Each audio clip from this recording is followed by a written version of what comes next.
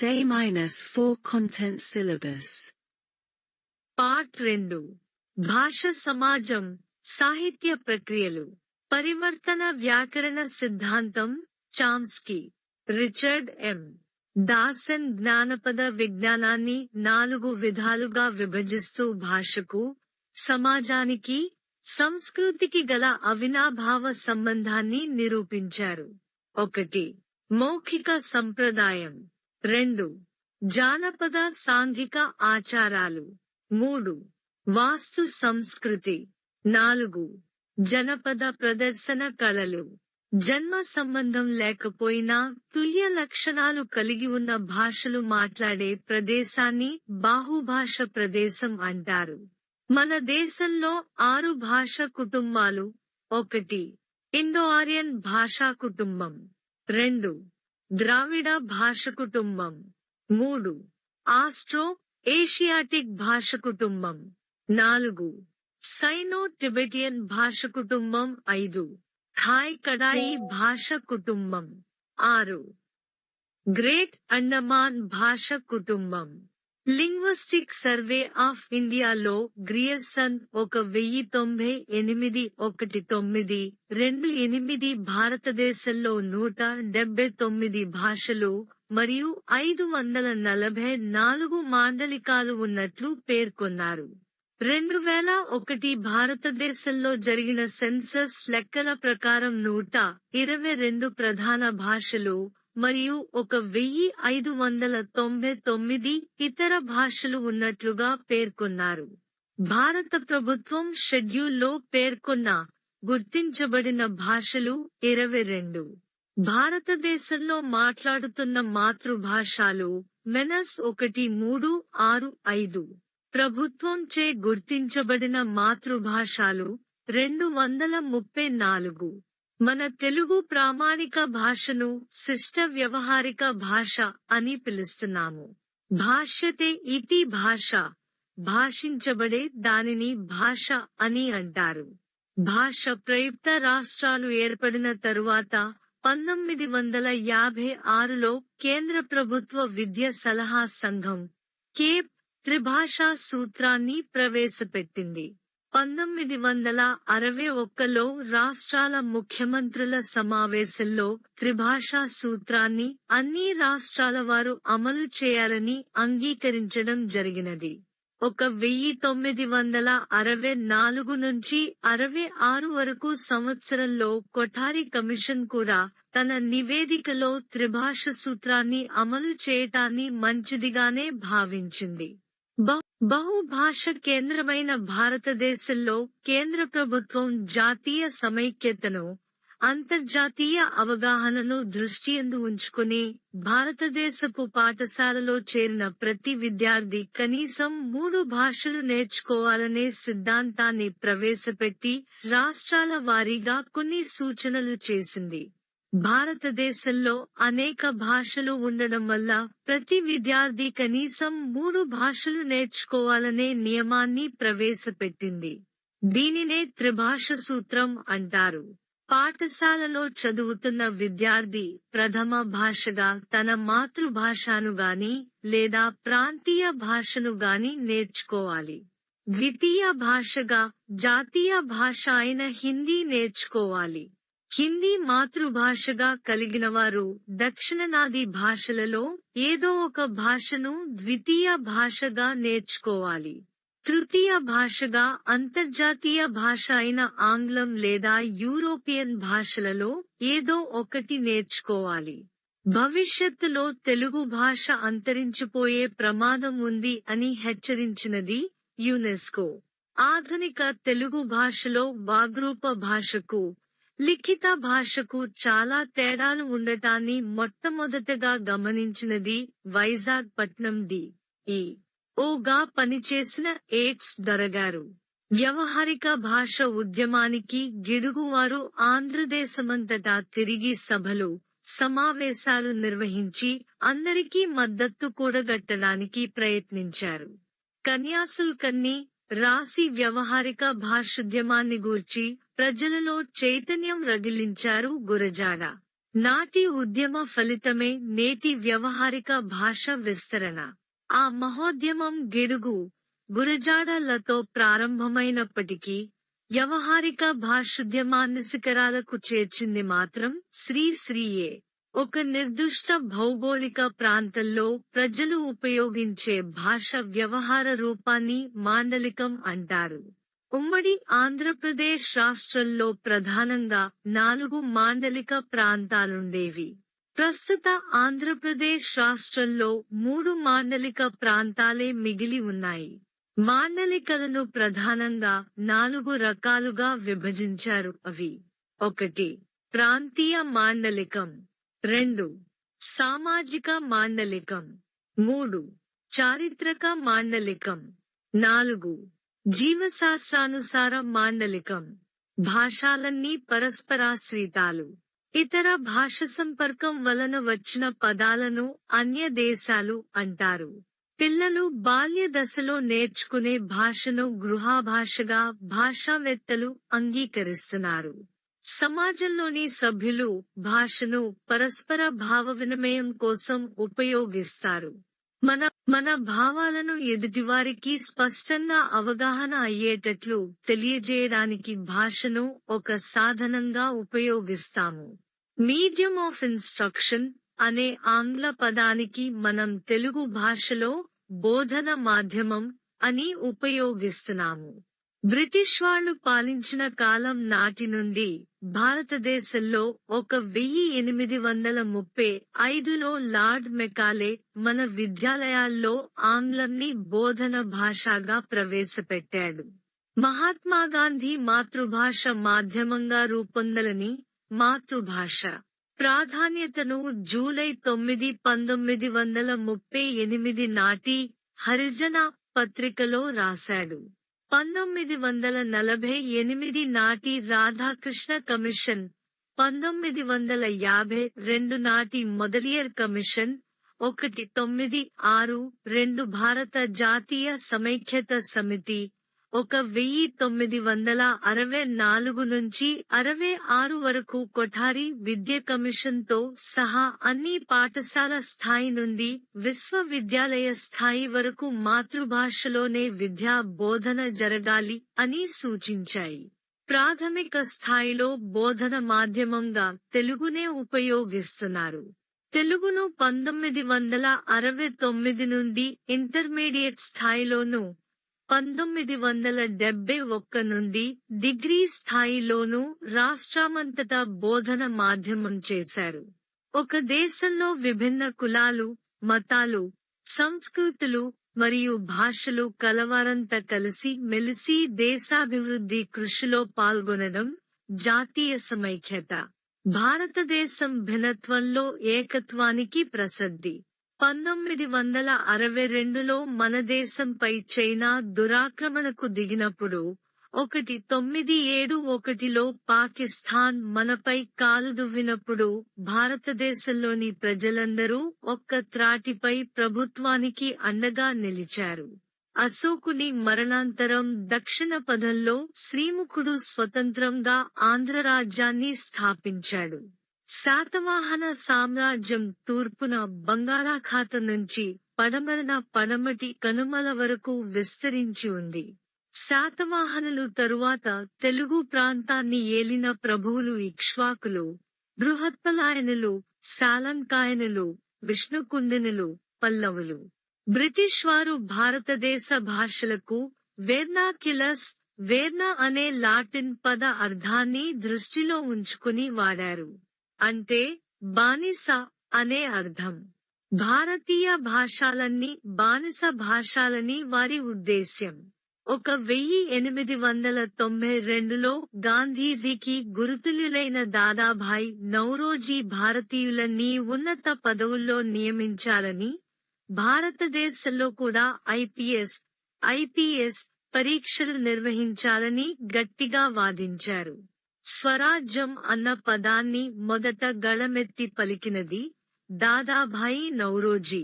1927 ఫిబ్రవరి 10వ తేదీన young India అనే పత్రికలో గాంధీజీ ఇలా వ్యక్తం చేశారు: ఇంగ్లీష్ మాట్లాడే భారతీయులు దేశానికి విశేష సేవ చేశారనడం నిర్వివాదాంశం. అయితే వారు ప్రజల భాష నేర్చుకోకపోవడం వల్ల దేశ ప్రగతి కుంటుపడుతుంది. రాజ్య నిర్వహణలో ఉపయోగించే భాషనే అధికార భాషగా పేర్కొంటాం. ప్రస్తుతం ఆంధ్రప్రదేశ్ మరియు తెలంగాణ రాష్ట్రాలలో తెలుగును అధికారిక భాషగా వినియోగిస్తున్నారు. ఉమ్మడి ఆంధ్రప్రదేశ్ రాష్ట్రం నవంబర్ 1, 1956 సంవత్సరంలో ఏర్పడినప్పటికీ తెలుగు భాష అధికారిక భాష కాదు. జి.ఎస్. నం 1522-12-1966న ఆంధ్రప్రదేశ్ ప్రభుత్వం తెలుగును అధికారిక భాషగా అమలు చేయటానికి ఉత్తర్వులనిచ్చింది. తెలుగును అధికారిక భాషగా చిత్తశుద్ధితో అమలు చేయటానికి జి.ఎస్. నం 133-19-3-1974లో అధికారిక భాష సంఘం ప్రభుత్వ శాఖగా ఏర్పడింది. మార్చి 18, 1988న ప్రారంభమైన విభవ తెలుగు సంవత్సరాన్ని రాష్ట్ర ప్రభుత్వం అధికారిక సంవత్సరంగా పరిగణించింది. భాషా సంఘం ప్రభుత్వ శాఖలలో తెలుగు వాడకానికి 6 సూత్రాలు సూచించింది. 1. ఫైళ్లలో మాట్లాడే భాష రాయాలి. ప్రజలకు అర్థం కావడమే పరిపాలన భాష పరమ ప్రయోజనం. 2. తెలుగులో అనుకోని తెలుగులో రాయాలి. ఇంగ్లీష్లో ఉన్న పూర్వ దృష్టాంతపు కాగితాలను మార్గదర్శకంగా తీసుకుని తెలుగులో రాయాలి. కానీ వాటిని అనువదిస్తూ తలలు పట్టుకోరాదు. 3. తెలుగు పదం వెంటనే స్ఫురించినప్పుడు ఇంగ్లీష్ మాటను తెలుగులో లిపిలో రాయొచ్చు. 4. ఏదైనా ఇంగ్లీష్ మాటకు మన పదకోశాలలో అర్థం లభ్యం కానప్పుడు దానికి సరైన అనువాదం అనుకొని మనం ఒక తెలుగు పదాన్ని రాసినప్పుడు ఆ ఆంగ్ల పదాన్ని బ్రాకెట్ కుండాలీకరణలో చూపించాలి. 5. అధికార భాష అమలును ఎప్పటికప్పుడు సమీక్షించాలి. 6. అధికారులు తెలుగు దినపత్రికలను చదవడం అలవాటు చేసుకోవాలి. ఈ అలవాట్ల వల్ల అన్ని సమస్యలకు పరిష్కారం దొరుకుతుంది. సమాజానికి దూరంగా భాష అభివృద్ధి కాదు. అరోరిన్ మహాకవి డాక్టర్ సి. నా. రే చెప్పినట్లు ప్రాంతాలు వేరైనా మన అంతరంగం ఒక్కటే, యాసలు వేరైనా మన తెలుగు భాష ఒకటేనన్నా, వచ్చిందన్నా వచ్చాడన్న వారాల తెలుగు ఒకటే అన్నా.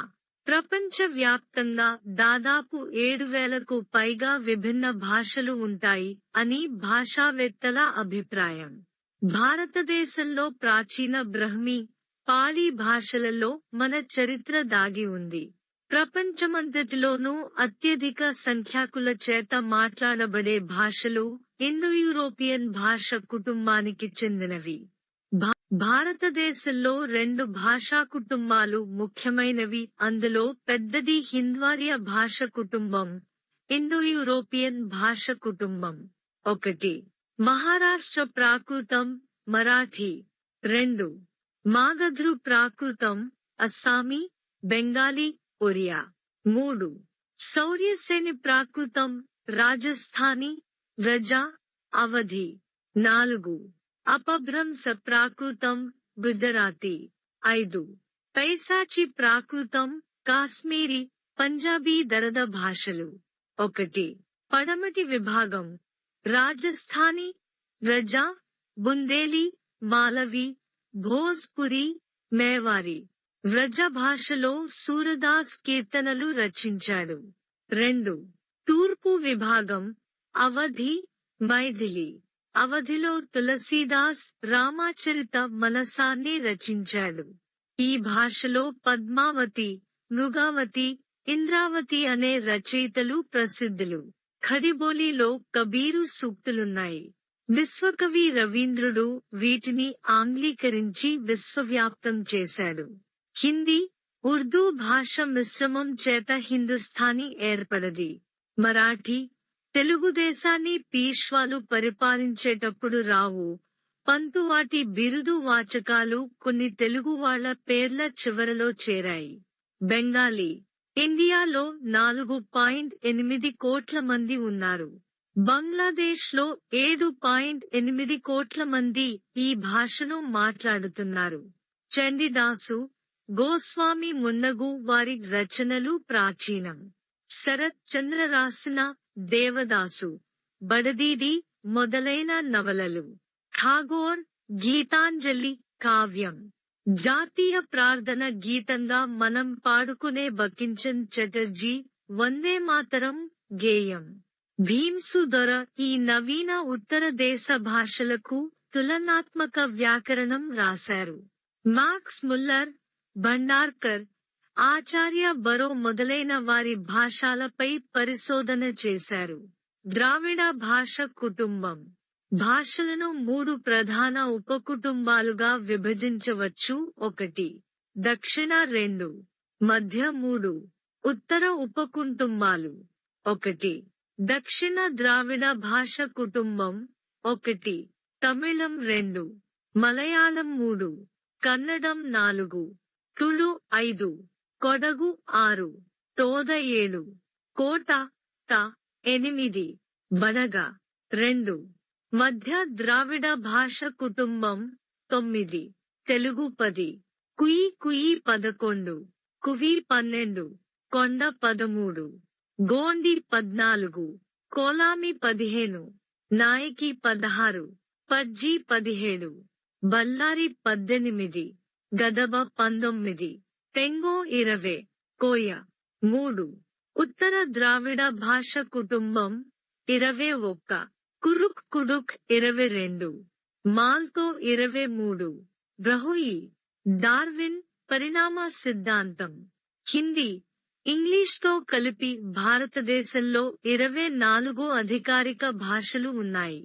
భారత రాజ్యాంగంలోని 343 అధికరణం దేవనగరి కలిపిలోని హిందీని అధికారిక భాషగా గుర్తించింది. 1965 ఇంగ్లీష్ అధికారిక భాష హోదా కోల్పోవడం. English is the window to see the entire world.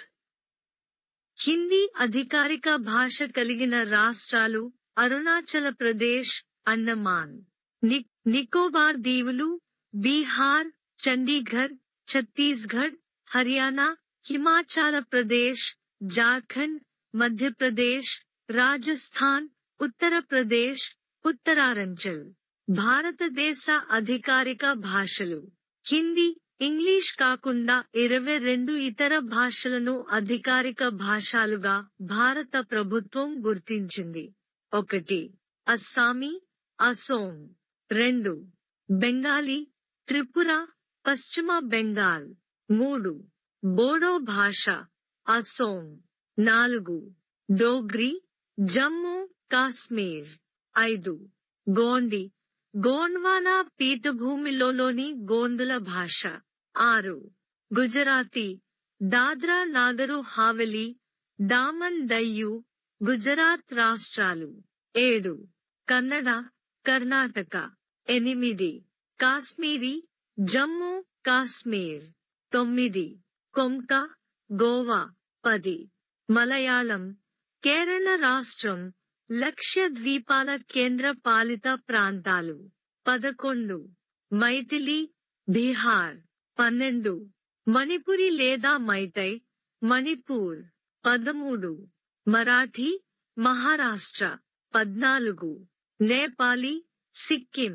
15. Oriya, Odisha. 16.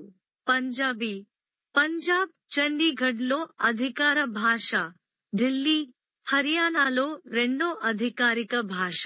17. సంస్కృతం, ఉత్తరాఖండ్లో రెండో అధికారిక భాష. 18. సంతాలి, చోటా నాగపూర్ పీఠభూమి, జార్ఖండ్, బీహార, ఒడిషా, ఛత్తీస్గఢ్ రాష్ట్రాలలో సంతాలు తెగ గిరిజన భాష. 19.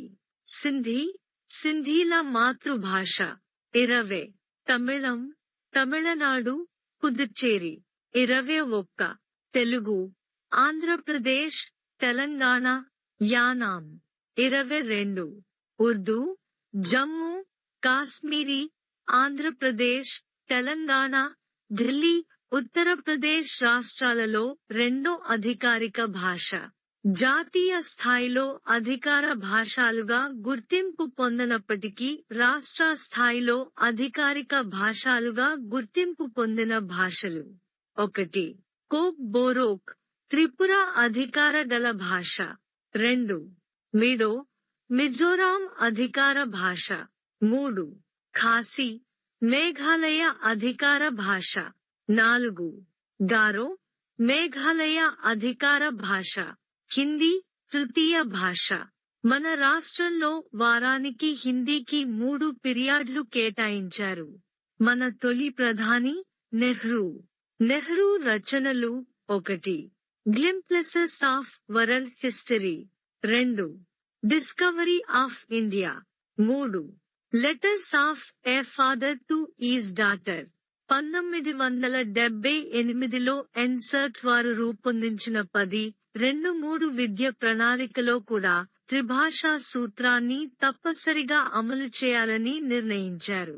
1986 జాతీయ విద్య విధానం NPU 1986 సైతం త్రిభాష సూత్రానికి ఆమోదం తెలిపింది. డాక్టర్ విలియన్ అభిప్రాయం ప్రకారం బహుభాష అభ్యసనం విద్యార్థి బుద్ధిని వికసింపజేసి వాక్చాతుర్యాన్ని మెరుగుపరిచి జ్ఞానాన్ని అభివృద్ధి చేసి సహృదయతను పెంపొందిస్తుంది. పాల్మర్, జోడ్ అనే భాషావేత్తలు ఇతర భాషలను శైశవం నుంచే అభ్యసిస్తే పరిపూర్ణ ప్రయోజనం కలుగుతుంది అని అభిప్రాయపడ్డారు. ఎంత చదువు చదివి ఎన్ని సాధించినా మాతృమూర్తినెప్పుడు మరవరాదు. అమ్మ లేని జన్మ చిమ్మ చీకటి కదా. భాస్కరార్య మాట. ప్రగతి బాట. కుందా భాస్కరరావు. తెలుగు ద్రావిడ భాష కుటుంబానికి చెందినది. తెలుగు భాషకు ఆంధ్రము, తెలుగు అనే 3 పేర్లు వ్యవహారంలో ఉన్నాయి. హితేన సహితం సాహిత్యం, సమాజానికి హితాన్ని చేకూర్చేది సాహిత్యం. ఆచార్య పింగళి లక్ష్మీకాంతం మహకవులకు ప్రాధాన్యత ఇచ్చి యుగ విభజన చేశారు. 1. ప్రాజ్ఞన్నయ యుగం క్రీ. పు 200 నుంచి క్రీ. శ 1000 వరకు. 2. నన్నయ యుగం 11వ శతాబ్ది. 3. శివకవి యుగం 12వ శతాబ్ది. 4. తిక్కన యుగం 13వ శతాబ్ది. 5. ఎర్రన యుగం 1300 నుంచి 1350 వరకు. 6. శ్రీనాథ్ యుగం 1350 నుంచి 1500 వరకు. 7. రాయల యుగం లేదా ప్రబంధ యుగం 1500 నుంచి 1600 వరకు. 8. దక్షిణాంధ్ర యుగం లేదా నాయక రాజుల యుగం 1600 నుంచి 1775 వరకు. 9. క్షీణయుగం 1775-1875. 10. ఆధునిక యుగం 1875 నుంచి నేటి వరకు. మహాభారతాన్ని తెలుగులో అనువదించిన కవులు: 1. ఆదికవి నన్నయ. 2. కవిబ్రహ్మ తిక్కన. 3. ప్రబంధ పరమేశ్వరుడు ఎర్రన. వీరిని కవిత్రయీలు అంటారు. శ్రీశ్రీ దృష్టిలో కవిత్రయం ప్రాచీన కాలంలో తిక్కన, మధ్యయుగంలో వేమన, ఆధునిక కాలంలో గురజాడ. పాలగుమ్మి పద్మరాజు, గాలివాన కథ. విశ్వనాథ సత్యనారాయణ, శ్రీమన్నారాయణ మహాకల్పవృక్షం. సి.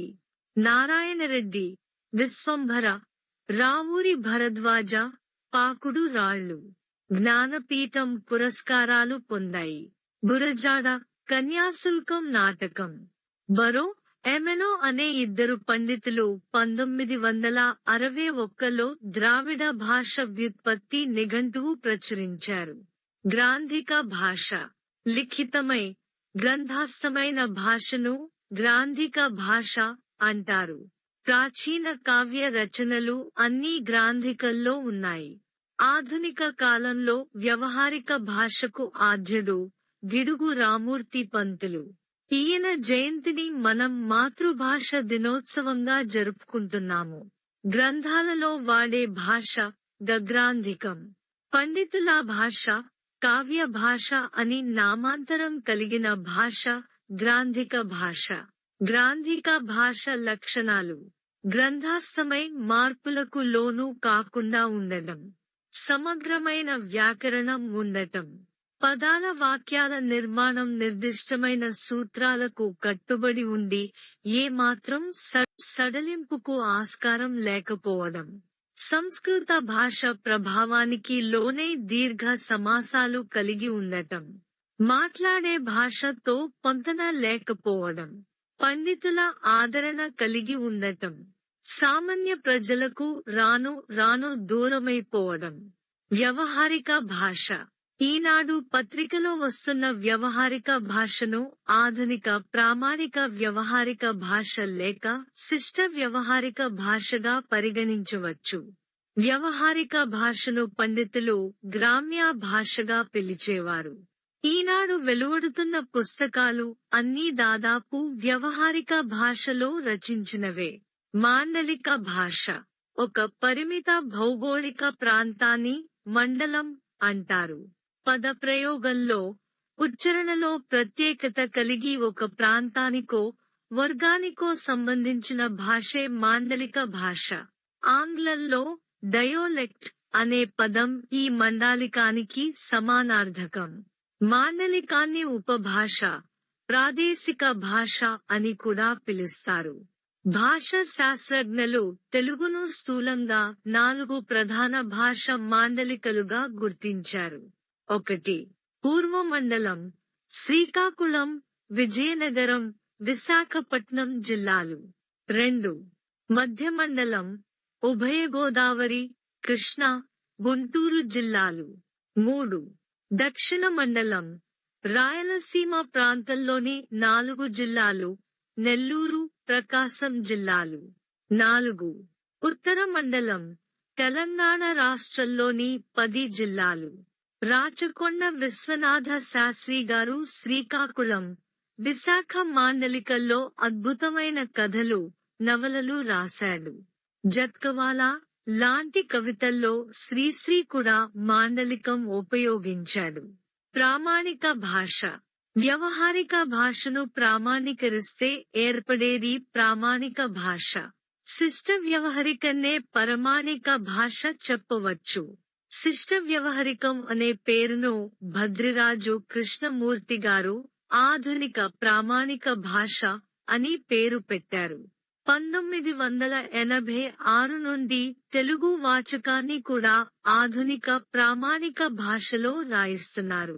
గురజాడ తన కన్యాశుల్కంలో మాండలిక భాషను వాడారు.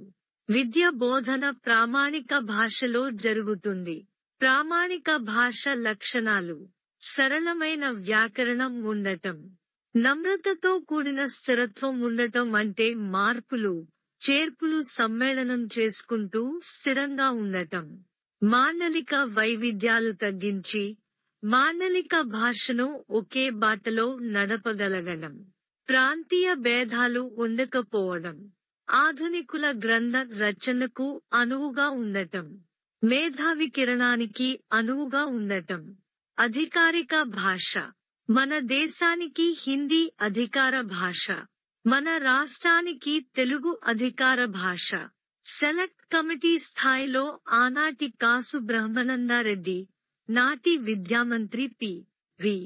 నరసింహారావు అధ్యక్షతన 1967లో ఒక సమీక్ష సంఘాన్ని నియమించింది. 1970 నుంచి 71 వరకులో శాసనంలోని నిబంధన మేరకు అధికార భాషగా తెలుగు అమలుకు వెంటనే భాష కమిషన్ ఏర్పాటు చేయాలని సూచించింది. అధికార భాష సంఘ అధ్యక్షులు వావిలాల గోపాలకృష్ణయ్య. మార్చి 1974 24 తెలుగు అధికార భాషగా రాష్ట్రమంతటా ఆమోదం. సాహిత్యం అమృతం కురిసిన రాత్రి దేవరకొండ బాలగంగాధర్ తిలక్. సాహిత్యానికి ప్రాథమిక రూపం పాట. జాతికి జీవనానాళిక జానపద గీతిక శ్రీశ్రీ. సమగ్ర ఆంధ్ర సాహిత్య చరిత్ర ఆరుద్ర 12 సంపుటాలు గ్రంథ రచన. శాతవాహనుల కాలంలో రాజా భాష ప్రాకృతం, పండితుల భాష సంస్కృతం. హాలుడు గాథ సప్తశతి. పండారంగని, అద్దంకి శాసనం, కామసాని, గూడూరు శాసనం. ఆనాటి శాసనాలలో కనబడ్డ మొట్టమొదటి తెలుగు మాట నాగబు. మొట్టమొదటి స్తూపం అమరావతి. చాళుక్య రాజైన గుణగ విజయాదిత్యుని కాలం క్రీ. శ 848. ఇతని కాలం నుండి ఛందోబద్ధ శాసనాలు కనిపిస్తాయి. అద్దంకి శాసనంలో తరువోజా పద్యం ఉంది. విన్నకోట పెద్దన్న కావ్యాలంకార చూడామణి. యుద్ధ మల్లుని బెజవాడ శాసనం.